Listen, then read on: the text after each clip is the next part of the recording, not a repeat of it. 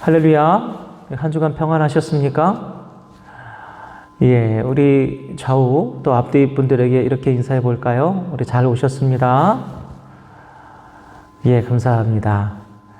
지난주 중에 제가 신년 목회 계획을 좀 세우고자 또 심신을 가다듬고자 기도원을 좀 다녀왔습니다.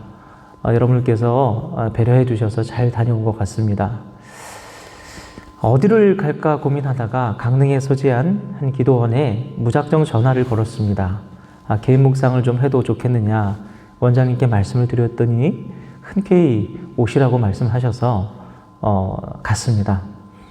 가보니까 깊은 산중에 있는 규모가 큰 기도원이었습니다. 코로나 이전만 해도 수백 명의 사람들이 오가면서 뜨겁게 집회가 이어졌던 곳이라고 했습니다.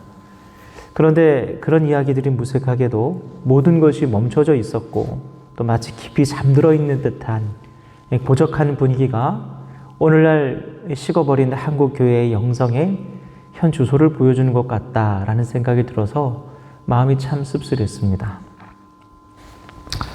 그것을 보면서 저는 이처럼 차게 식어버린 또 그 동력을 잃어버린 우리 한국교회는 어떻게 회복해 갈 수 있을까라는 좀 막막한 심정이 들었습니다. 그러면서 스가랴 4장 6절의 말씀이 퍼뜩 떠올랐습니다. 말씀 한번 보실까요? 그가 내게 대답하여 이르되 여호와께서 스룹바벨에게 하신 말씀이 이러하니라. 만군의 여호와께서 말씀하시되 이는 힘으로 되지 아니하며 능력으로 되지 아니하고 오직 나의 영으로 되니라. 아멘. 저는 오늘 성령 하나님의 역사만이 오직 꺼져가는 이 등불과 상한 갈대와 같은 한국교회와 성도들을 다시 일으키고 회복할 유일한 방법이다라는 그런 마음이 들더라고요. 여러분 사도행전 19장 말씀을 보시면요. 사도 바울이 에베소 지역에 가보니까 거기에는 이미 예수님을 믿는 공동체가 있었습니다. 그러나 그들 공동체는 영적인 은사들이나 은혜들의 그 체험이 거의 없이 신앙적으로 메마르고 정체되어 있는 그런 상태였어요. 바울이 그들을 만나자마자 그 사람들이 어떤 상태인지를 바로 알아보았습니다.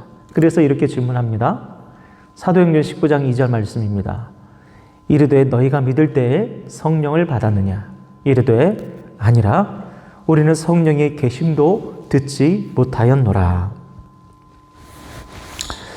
그들에게는 성령 하나님에 대한 이해 자체가 없었던 겁니다. 성령 하나님이 누구신지도 모르고 또 경험하지도 못했는데 어떻게 스가랴 4장의 말씀과 같은 그 하나님의 능력을 경험할 수 있었겠습니까? 이에 사도 바울이 그들에게 성령 하나님의 존재를 알리고 또 예수 이름으로 세례를 주고 안수하니 그들에게 성령 하나님이 역사하신 거예요. 그리고 성령 하나님께서 역사하신 그때부터 에베소 교회와 에베소 지역에 놀라운 하나님의 권능이 연이어 일어났습니다. 병든 자가 고침을 받고 귀신 들린 자에게서 귀신이 쫓겨났습니다. 이 놀라운 권능 앞에 우상의 도시 에베소가 그야말로 요동을 쳤습니다. 바울은 그 같은 상황을 주의 말씀이 힘이 있어 흥왕하여 큰 세력을 얻으니라 이렇게 묘사하고 있어요. 성도 여러분, 진정한 성도의 신앙생활은 이 성령 하나님을 경험하고부터 시작되는 것입니다. 성령의 계심도 듣지 못했거나 들었어도 성령 하나님과 어떤 방식으로 교제하고 소통하는지조차 모른 상태에서 하나님의 권능을 경험한다? 그것은 요원한 일이죠. 또한 하나님의 권능을 힘입지 않고 이 땅 가운데서 성도로서 믿음의 선한 싸움을 온전히 싸워간다는 것 또한 여러분 불가능한 일입니다. 그렇다면 성령 하나님은 도대체 어디에 계시며 또 어느 때에 우리를 도와주실까요? 성도들 중에는 종종 기도할 때에 성령 하나님을 마치 우리 밖에 계신 분, 그러니까 때와 상황에 따라 가까이 계시거나 혹은 멀리 계실 수 있는 부처럼 그렇게 대하는 경우가 있습니다.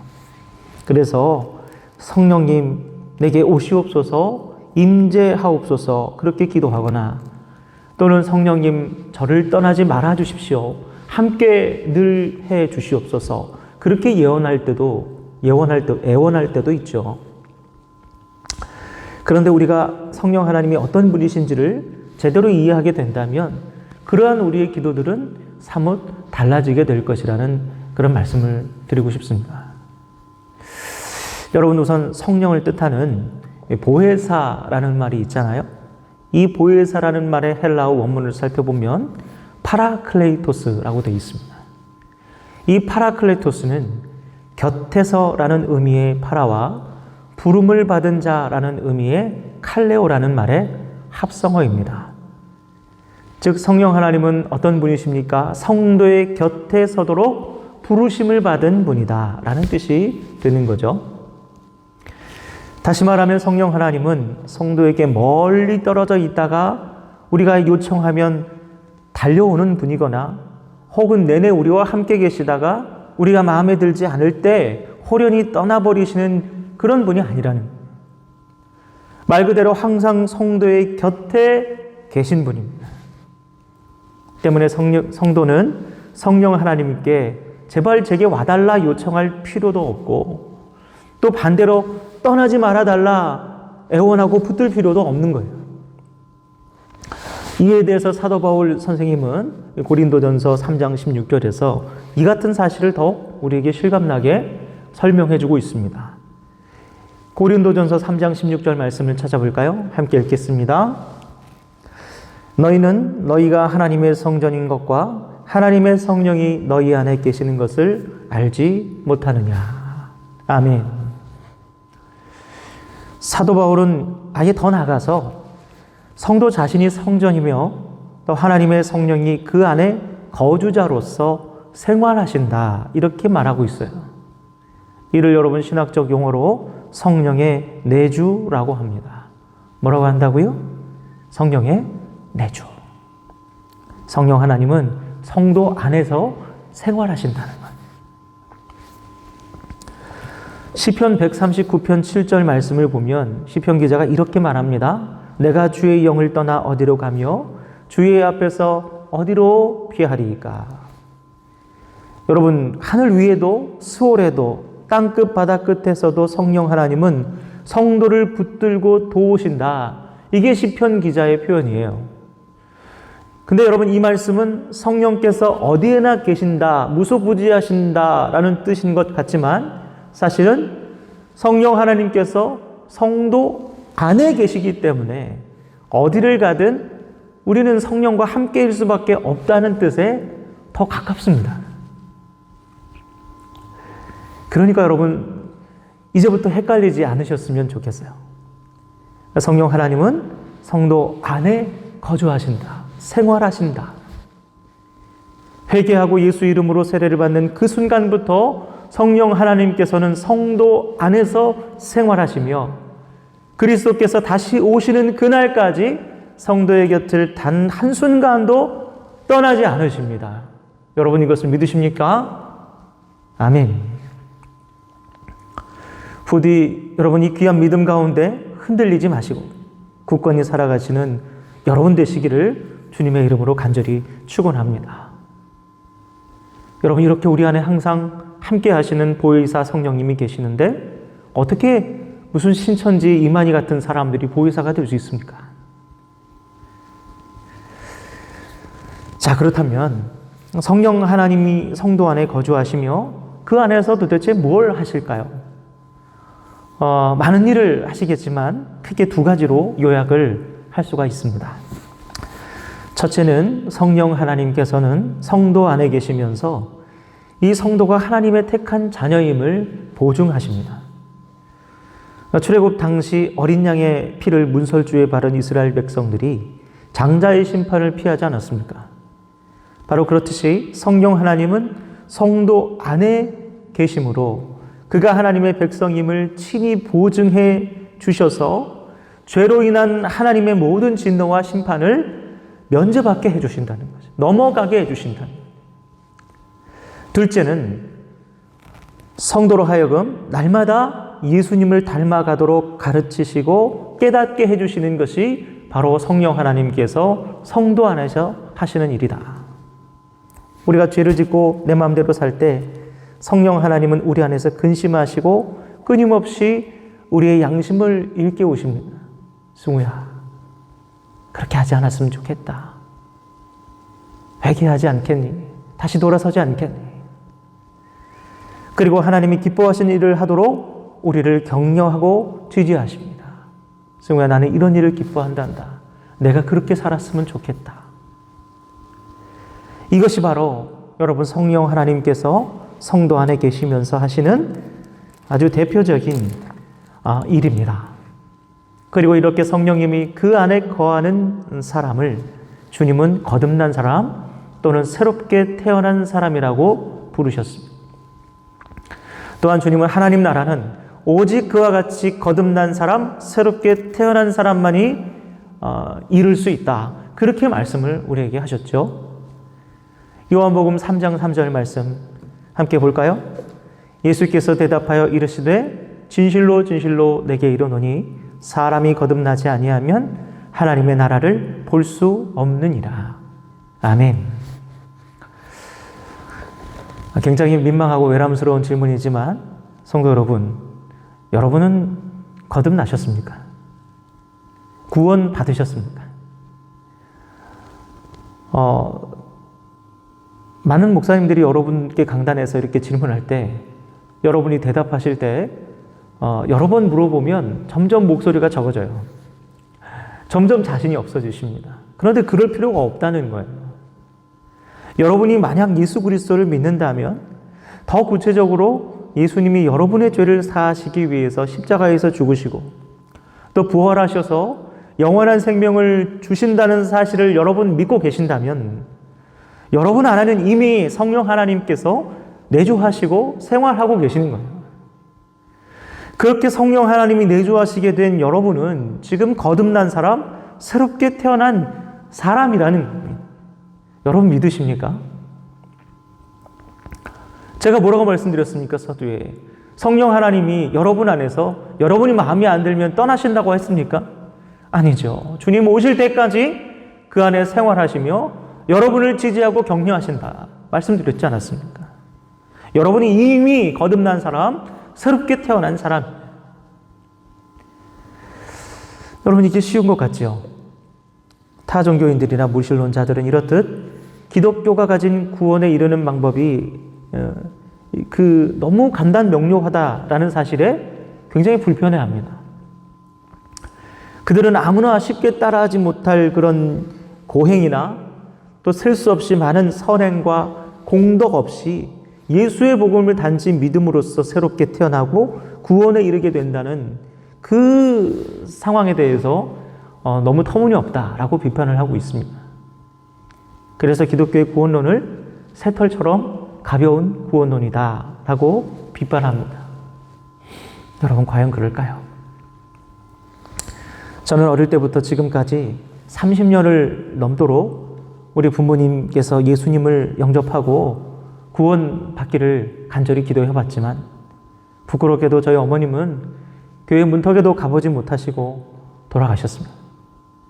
또 아버님은 아직까지도 예수님을 믿지 못하시고 버티고 계셔요.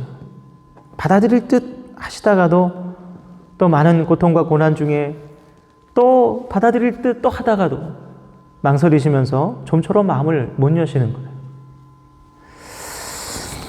성도 여러분, 우리가 예수님을 주님이라고 부른다는 것이 예수님의 십자가와 부활의 그 사건이 우리 마음속에 믿어지고 수용된다는 것이 이렇게나 힘든 일이라는 거예요. 아니, 그것은 차라리 기적에 가까운 일인 것입니다. 저는 예수님 믿기는 하는데요, 그런데요 하고 한숨 짓는 여러분이 자신을 어떻게 평가하는 것과 상관없이 여러분은 그 자체로 기적이라는 거예요. 그리고 그 기적은 여러분 안에 성령 하나님이 계시지 않고는 결코 불가능한 일이라. 예수님이 주님이십니다.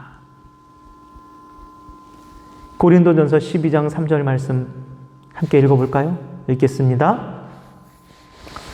그러므로 내가 너희에게 알리노니 하나님의 영으로 말하는 자는 누구든지 예수를 저주할 자라 하지 아니하고 또 성령으로 아니하고는 누구든지 예수를 주시라 할 수 없느니라. 아멘. 여러분이 예수를 주님이라고 부를 수 있는 것은 성령 하나님이 여러분 안에 내주하시는 명백한 증거입니다. 이렇게 성령 하나님이 그 안에 내주하고 있는 사람, 그로 인해 거듭난 사람, 새롭게 태어난 사람을 신학용어로 중생한 사람, 영어로는 born again, 새롭게 태어난 사람이라고 말합니다. 비록 여러분이 실감을 못하실 수 있어요. 사실 예수님 믿기 전과 예수님을 믿은 후에 내가 별로 달라진 것이 없다라고 느낄 수 있지만 사실은 전혀 다른 사람이라. 예수님을 믿기 전에는 내가 그냥 아무개였지만 믿은 후에 여러분은 성령 하나님이 내주하시는 여러분은 중생한 사람, born again, 새로 태어난 사람이라는 전혀 다른 본질을 지니고 있는 사람, 여러분 그것을 이해하셔야 돼요. 로마 가톨릭 교회에서 신자에게 세례명을 주는 이유는 바로 그와 같이 예수 그리스도를 믿음으로 새롭게 된 존재라는 것, 새로운 피조물이 되었다는 것을 선언하고 각인하기 위함입니다. 지금까지 김승우로 태어나고 살아왔지만 이제는 전혀 다른 존재로 다른 이름을 가지고 살아간다라는 그런 의미를 가진 것이 세례명이에요. 그래서 사도 바울은 예수를 영접하고 믿게 된 사람에 대해서 다음과 같이 표현하죠. 여러분 잘 알고 계시는 말씀입니다. 고린도후서 5장 17절의 말씀 함께 읽겠습니다. 그런즉 누구든지 그리스도 안에 있으면 새로운 피조물이라.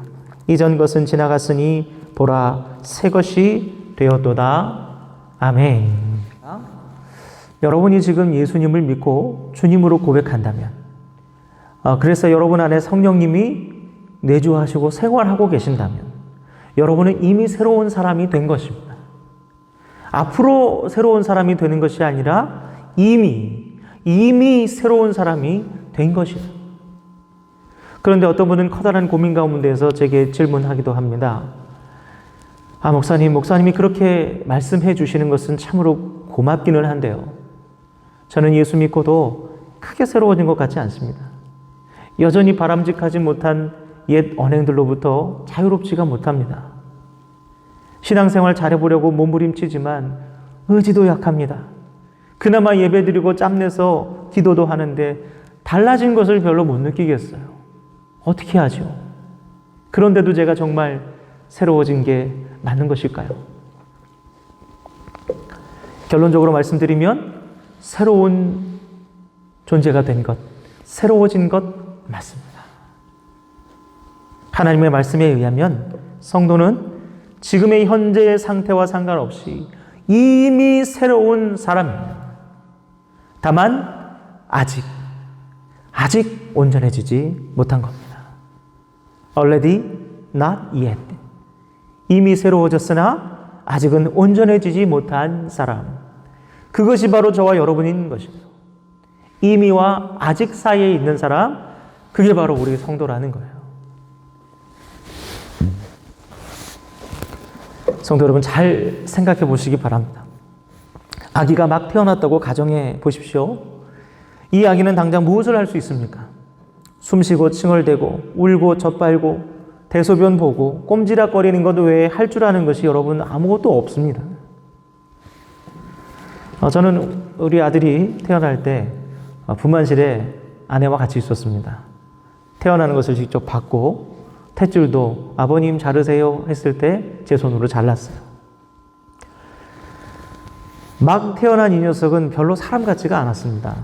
쪼글쪼글하고 못생긴 게 그냥 무슨 태어난 강아지 같았어요. 그 녀석은 태어나자마자 엄마 아빠에게 엄마 아빠 안녕하세요 라고 인사하지 못했습니다. 벌떡 일어나서 아빠 병원비 많이 들지 않았어요? 괜찮겠어요? 라고 걱정하지도 못했어요. 그 녀석은 그저 아무것도 모르는, 아무것도 할 줄 모르는 젖먹이 삐덩이일 뿐이었습니다. 그러나 그 아무것도 모르고 아무것도 할 줄 모르는 아직 사람처럼 생기지도 않은 그 녀석 하나 때문에 제 부모는 세상을 다 얻은 것처럼 기뻤고 양가 할머니 할아버지는 난리가 났어요.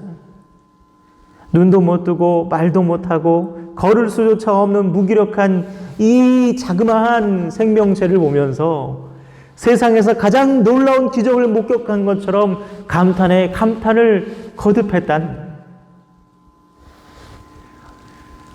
사랑하는 성도 여러분, 지금 당장 여러분이 성도로서 무언가 가치 있는 일을 하지 못해도 거룩한 하나님의 자녀로서 수준 있는 신앙의 모습을 보여주지 못해도 여러분이 예수 그리스도를 믿음으로 다시 태어났다는 그 사실 하나만으로, 새롭게 되었다는 그것만으로, 거듭난 존재라는 그것만으로 이미 우리 하나님은 여러분을 바라볼 때 기적처럼 바라보시고 세상을 다 가진 듯 행복하십니다. 하나님께 여러분은 그 모습 그대로 기적인 것이죠. 오늘 본문 말씀은 사도 바울이 그 하나님을 대신 감탄한 것입니다.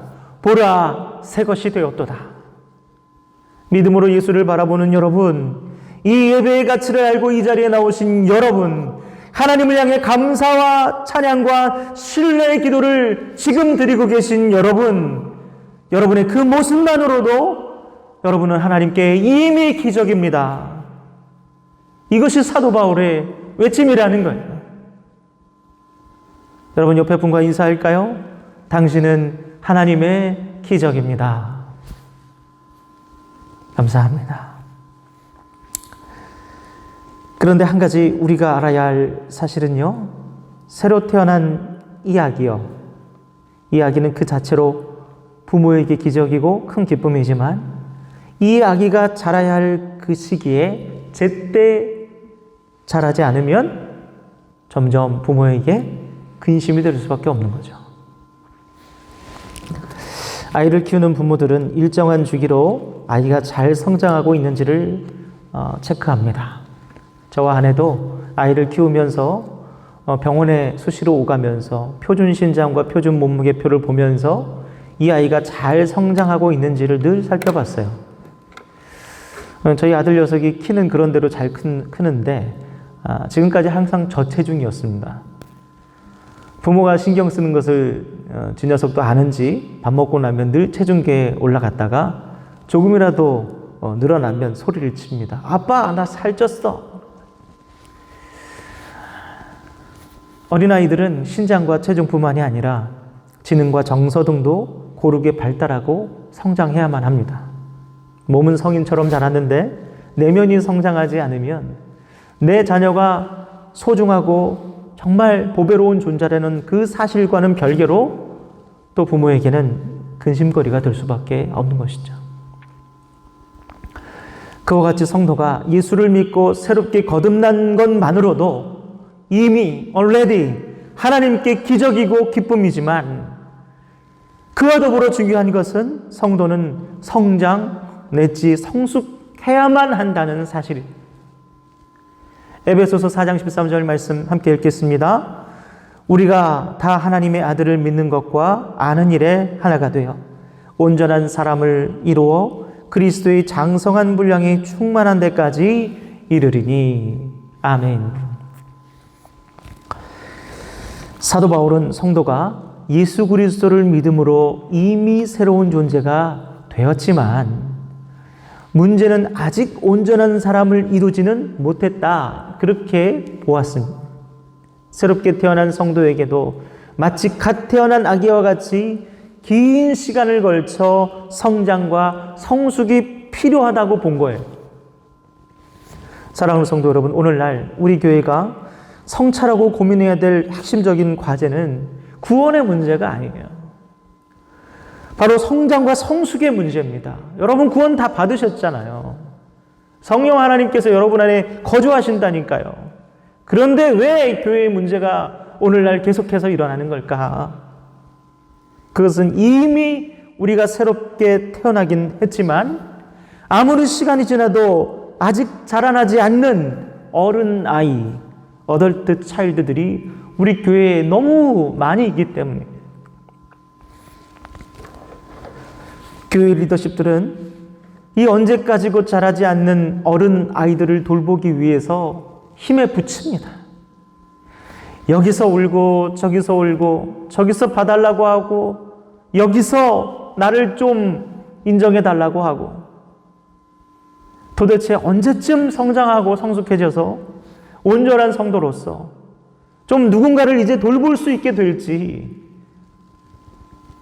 우리 리더십들이 인내하고 기다리는 것이 때로는 너무 지루하고 지치고 힘들 때가 있어요.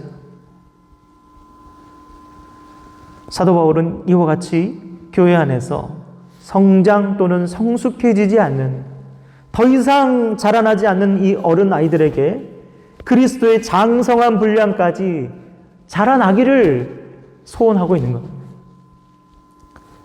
언제까지나 사도로서 바울 자신이 교회와 성도를 혼자 돌볼 수는 없는 일입니다. 성장한 믿음의 동역자들이 나타나고 그들과 함께 혹은 그들이 이어받아 주님께서 주신 그 사명들을 이제 감당하게 되기를 사도 바울은 간절히 소원하는 거예요. 제가 이전에 원주제일 교회 시무를 할 때 부목사로 처음 와서 중등부 학생들을 맡았습니다. 그때 참 교회가 어려움이 많았는데 그 어려운 순간에 제가 그 아이들을 잠깐 맡고 기도하면서 이 아이들을 말씀으로 양육하려고 노력을 좀 많이 했었습니다. 그런데 제 기도와 그 노력 속에서 우리 아이들이 잘 부응해 줬어요. 그래서 너무너무 아름답고 이쁘게 잘 자랐습니다. 최근에 제가 그 아이들 소식을 들었는데 이 아이들이 어느덧 고등학교 졸업을 하고 이제 교사로 봉사를 하는데 다시 중등부로 가서 중등부 아이들의 교사가 됐다는 거예요. 보통 고등부로 많이 가는데 그 아이들 중에 일부가 중등부로 갔다는 거예요. 왜 갔냐?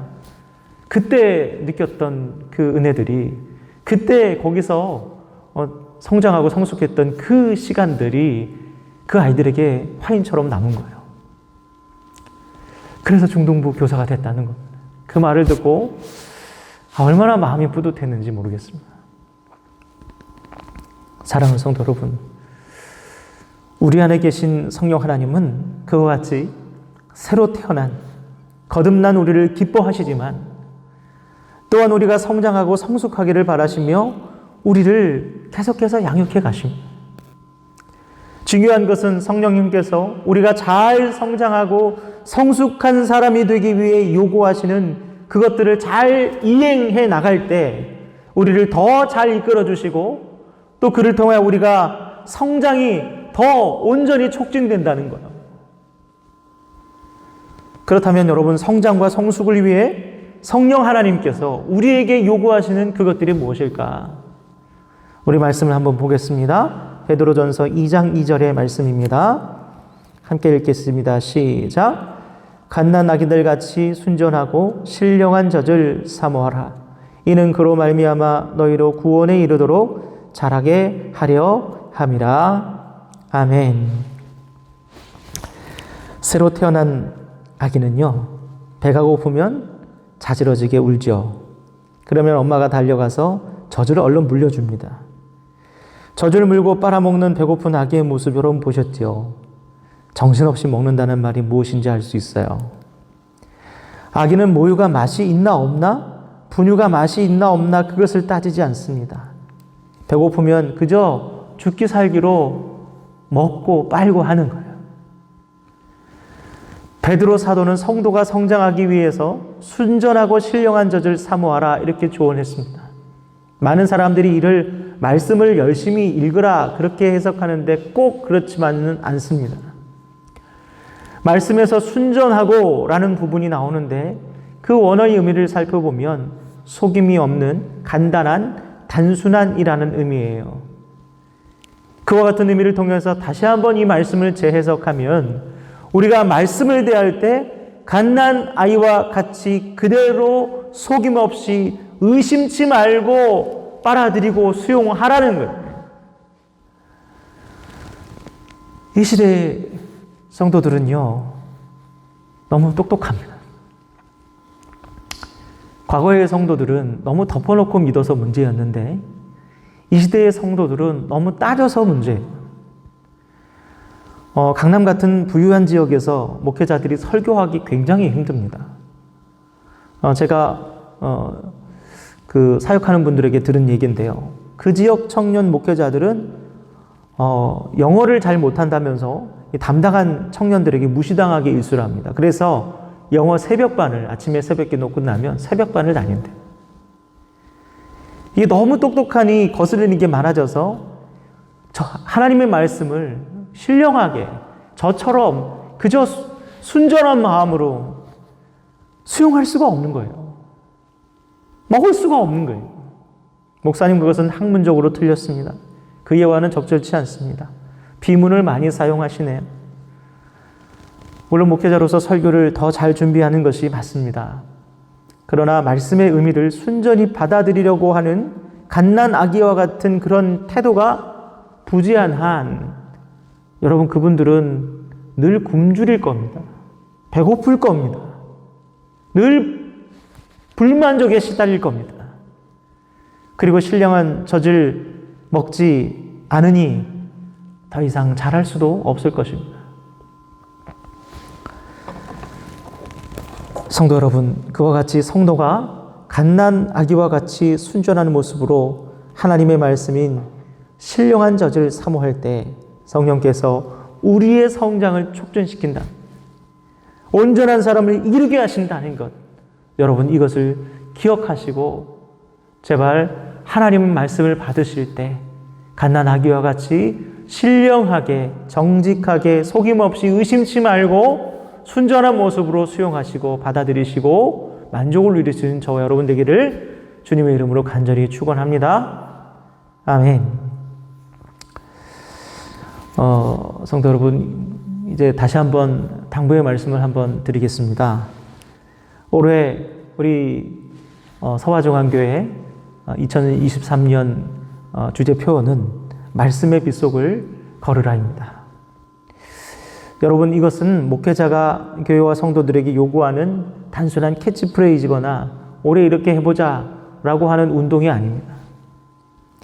신령한 젖을 사모하고 그 안에서 성장하고 성숙해지는 과정을 반드시 겪어야 하기 때문에, 그래서 바로 그와 같이 오늘 말씀을 통해서 여러분에게 성령 하나님의 바람과 소원을 대신 전달해 드리는 것입니다. 올 한 해 성령의 인도하심 안에서 그 무엇보다도 신령한 젖을 사모함으로 믿음의 큰 진일보를 이루시는 복된 성도가 되시기를 주님의 이름으로 간절히 축원합니다. 이제 말씀을 마치겠습니다. 성도 여러분, 여러분은 이미 새롭게 태어난 거듭난 하나님의 자녀입니다. 그러나 또한 아직 성숙하지는 않은 상태이죠. 무엇보다도 먼저 하나님께서 여러분 그 자체를 너무나 소중히 여기시고 기뻐하신다는 사실을 여러분 깨달으시고 잊지 마시기 바랍니다. 하나님께서는 당신이 기뻐하시는 자녀가 죄책감이나 정죄감이나 그래서 스스로 나 구원 받았다고 말하기가 어려워 라고 그렇게 죄책감에 허우적대는 것을 결코 기뻐하지 않으십니다. 또한 여러분, 하나님께서 여러분이 건강하게 성장하기를 바라신다는 것 또한 여러분 반드시 잊지 마시기 바랍니다. 그래서 갓난 아기와 같이 순전한 모습으로 신령한 말씀의 젖을 먹고 기도의 음료를 마시고 성령 하나님의 돌보신 가운데 예수 그리스도의 장성한 분량에 이르기까지 성숙하고 성장하시기를 바랍니다.